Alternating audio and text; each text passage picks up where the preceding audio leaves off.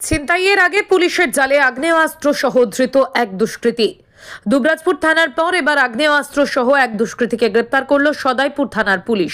সদাইপুর থানার পুলিশ সূত্রে জানা যায়, গতকাল রাত্রে সদাইপুর থানা এলাকার শাহাপুর পানুরিয়া রোডে দোস্তাবাদ ব্রিজের কাছে দুজন দুষ্কৃতী অস্ত্র নিয়ে ছিনতাইয়ের উদ্দেশ্যে দাঁড়িয়েছিল।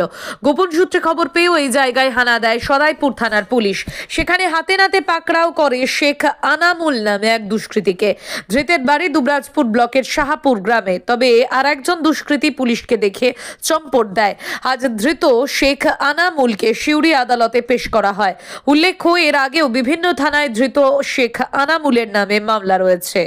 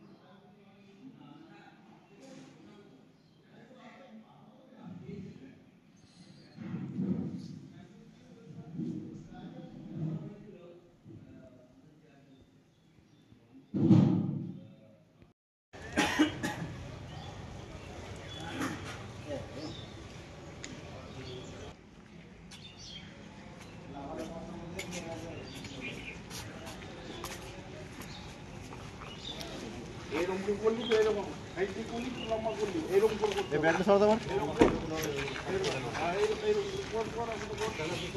ওই দিকে থানা দিকে লাগাবো থানা মুখলে আস্তে আস্তে আস্তে